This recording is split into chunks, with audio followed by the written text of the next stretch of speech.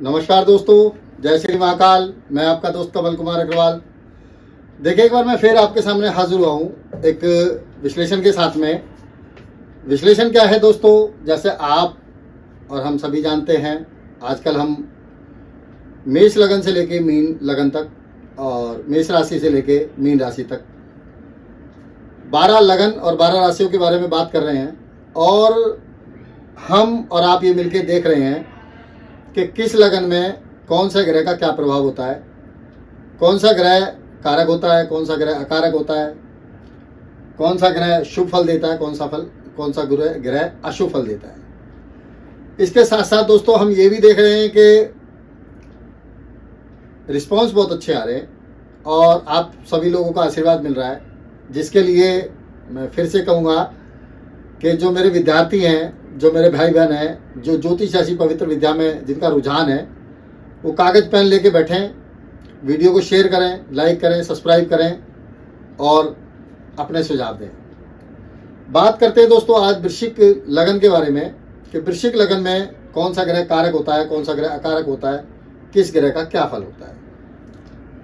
दोस्तों, प्रोग्राम चालू करने से पहले मैं अपने सभी दोस्तों से कहता हूँ, आज फिर कहूँगा, चैनल लाइक करें, शेयर करें, सब्सक्राइब करें। सब्सक्राइब जरूर करें। जो नए विद्यार्थी हैं, जो नए जातक हैं, जो नए दर्शक हैं, वो सब्सक्राइब करें, तभी हम आगे बढ़ पाएंगे। वृश्चिक लगन, वृश्चिक मतलब बिच्छू।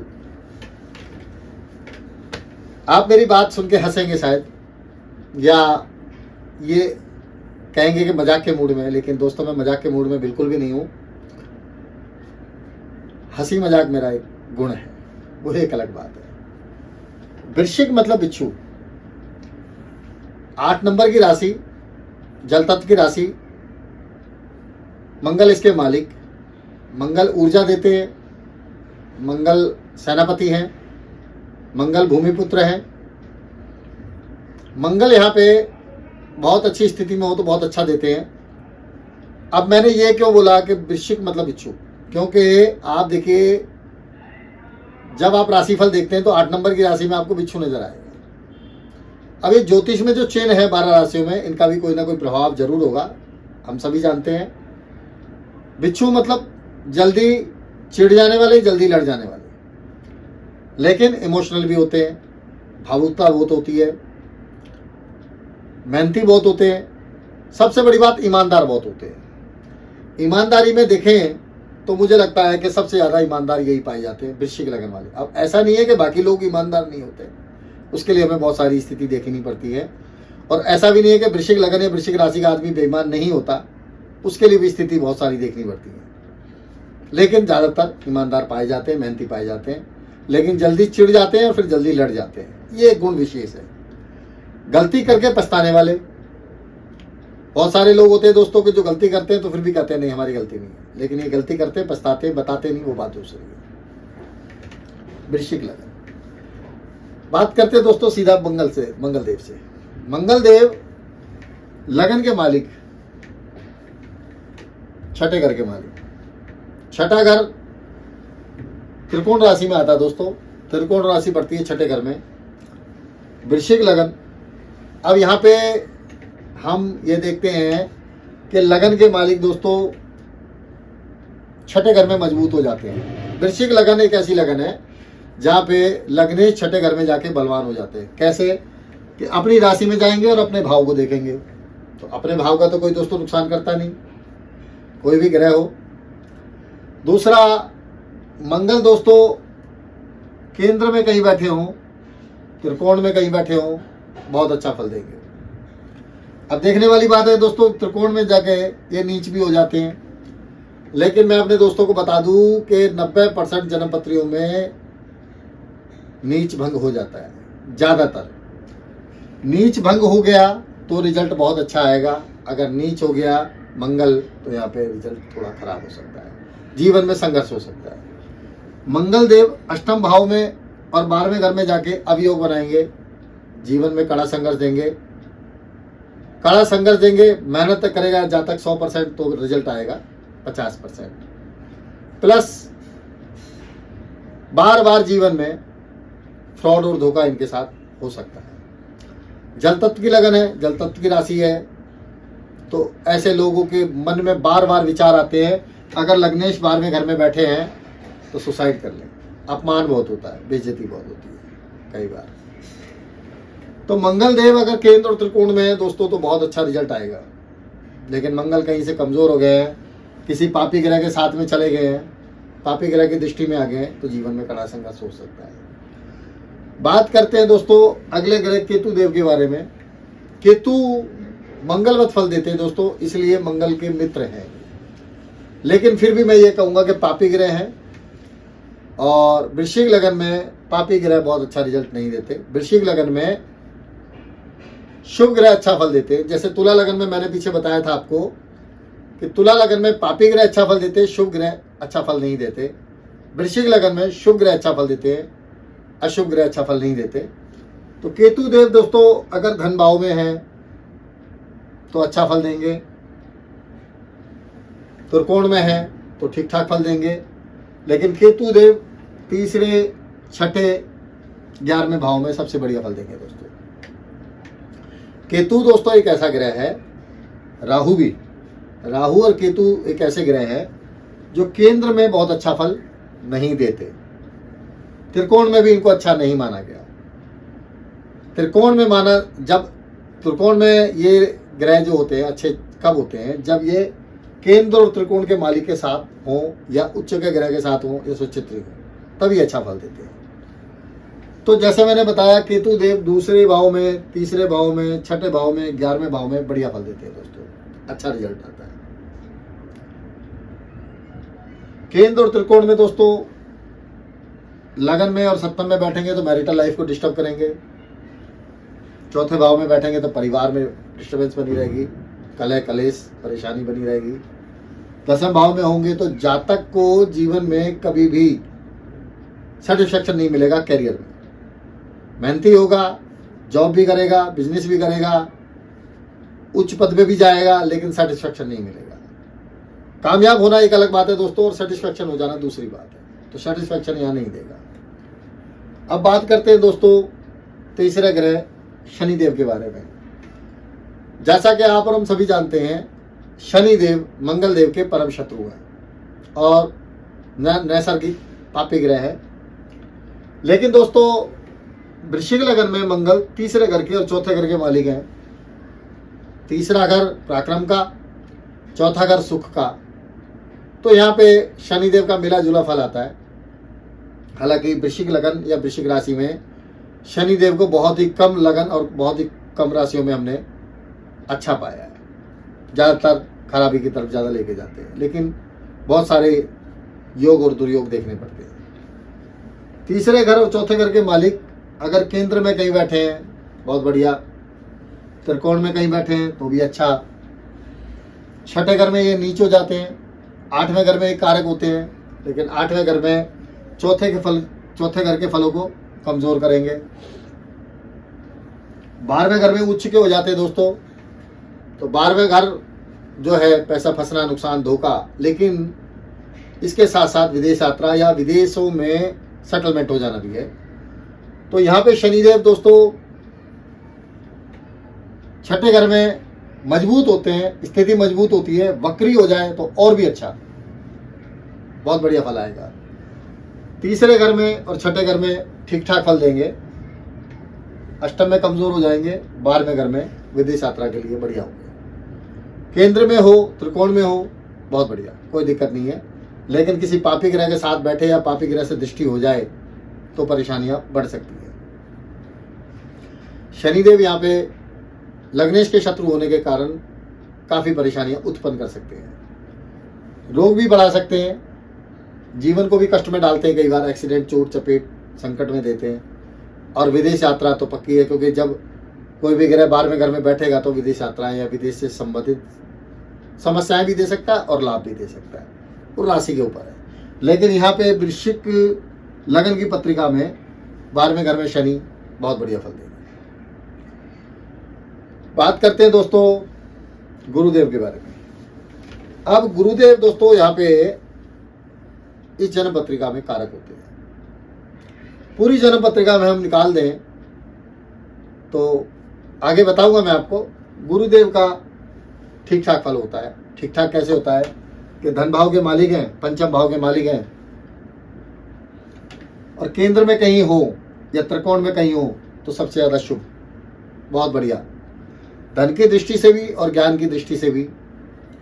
धन भाव के मालिक पंचम में होंगे, महाधनी बनाएंगे, उत्तम ज्ञान होगा, इसके साथ साथ अच्छी शिक्षा और मैनेजमेंट बहुत अच्छा, भाग्यशाली होगा, लाभ बहुत होगा जातक को। पंचम भाव में अगर गुरु होंगे, त्रिकोण में होंगे, भाग्य भाव में, ये भी बहुत अच्छा दोस्तों। इसके साथ साथ केंद्र में कहीं हो तो और भी अच्छा, क्योंकि पंचमेश अगर केंद्र में आएगा तो बहुत अच्छी बात है, और धन भाव का मालिक अगर केंद्र में आएगा तो बहुत अच्छी बात है।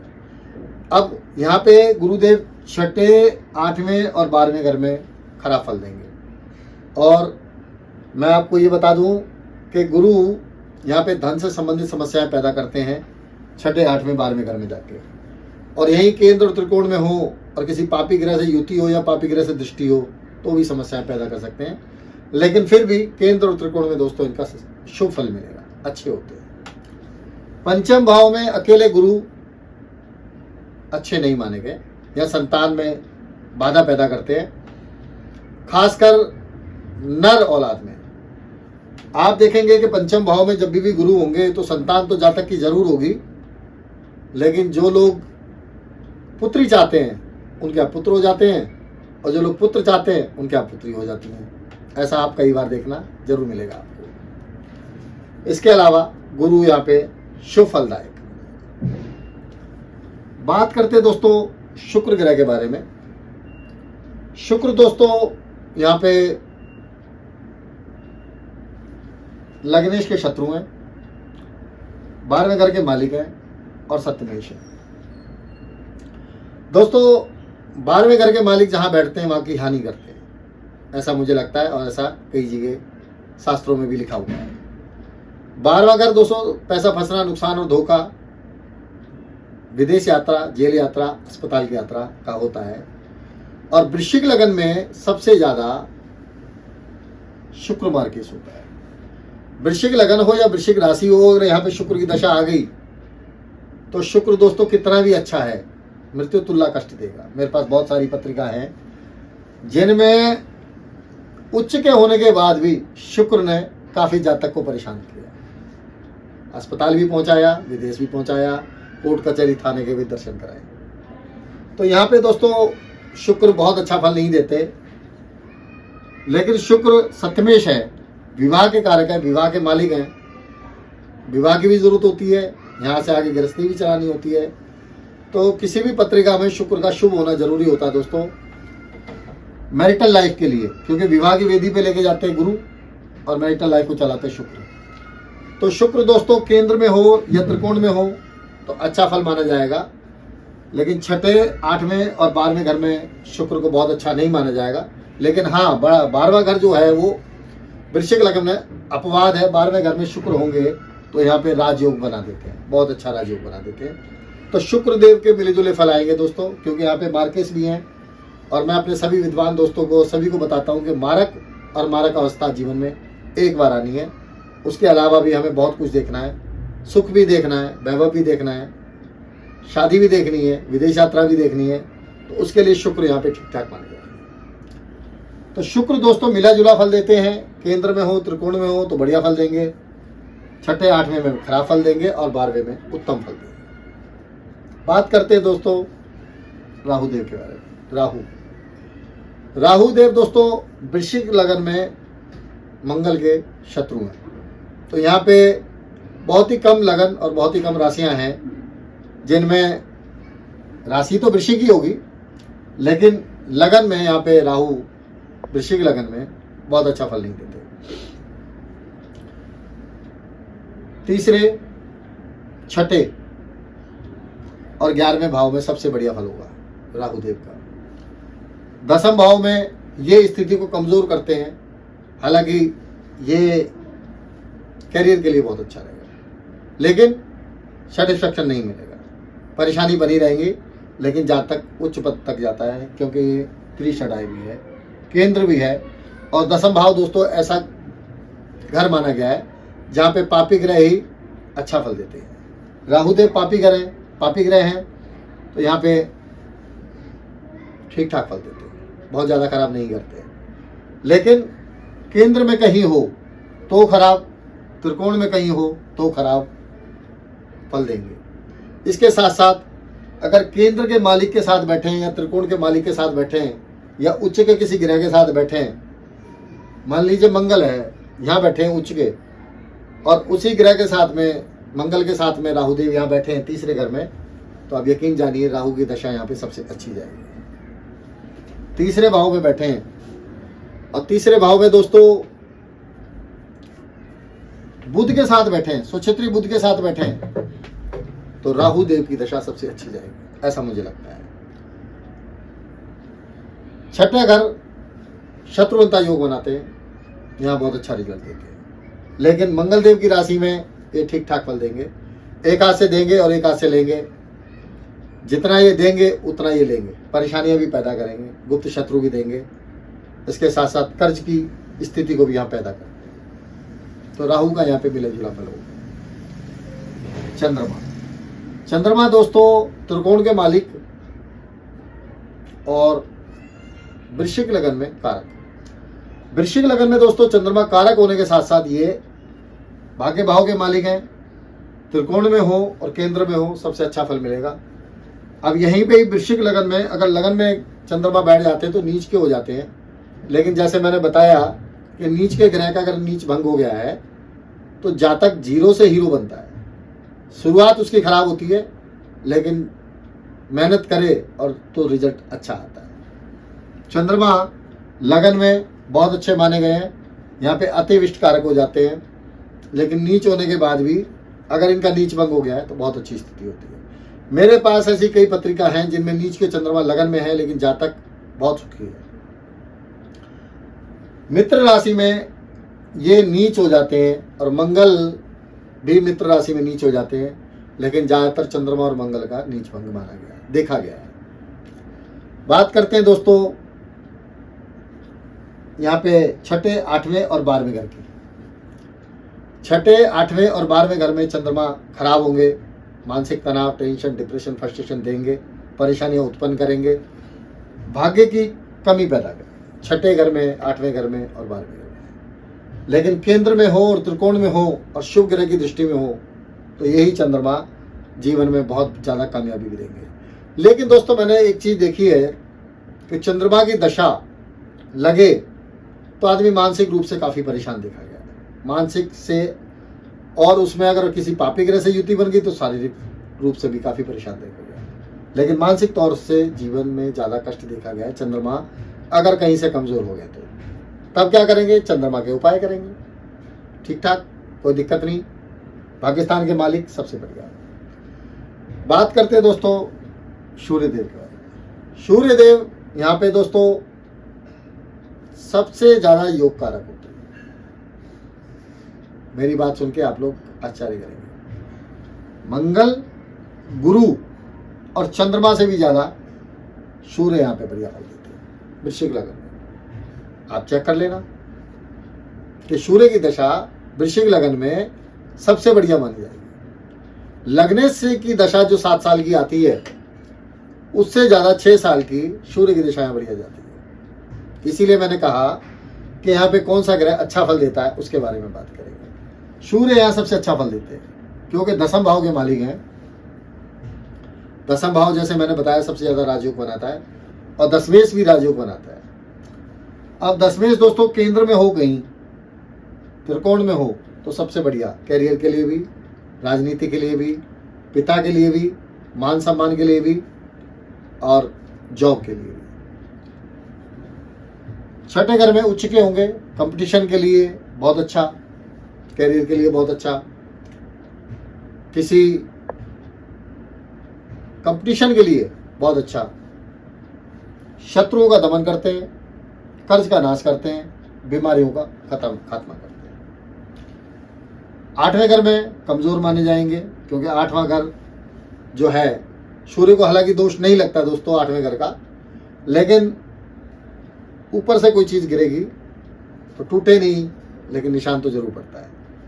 8वें घर में कमजोर मानी जाएगी। 12वें घर में दोस्तों ये नीच राशि में चले जाएंगे, इसलिए 12वें घर में सूर्य अच्छे नहीं होते, किसी भी जन्म पत्रिका में अच्छे नहीं होते। कन्या लगन की पत्रिका में जरूर 12वें घर में ठीक ठाक फल दे देते, क्योंकि अपने घर में चले जाते हैं। केंद्र में हो, त्रिकोण में हो, बहुत अच्छा।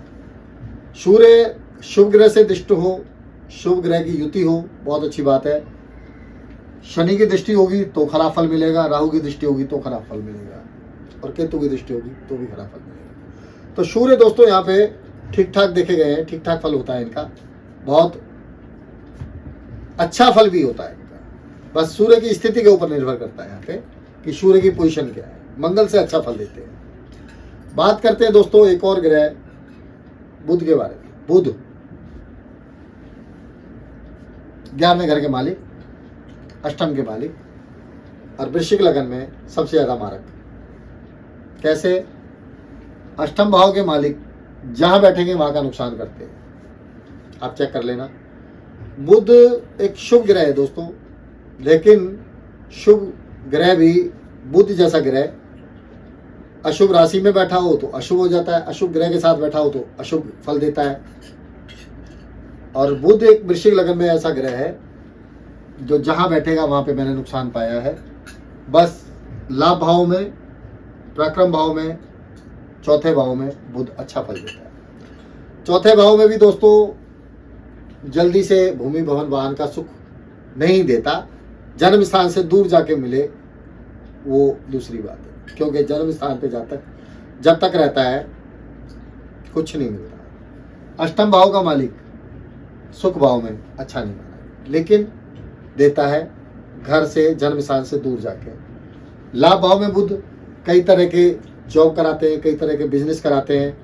अगर बुध की स्थिति दोस्तों जन्म पत्रिका में अच्छी है तो ही रिजल्ट अच्छा आएगा, अन्यथा कहीं से बुध कमजोर है तो परेशानियां उत्पन्न करते हैं।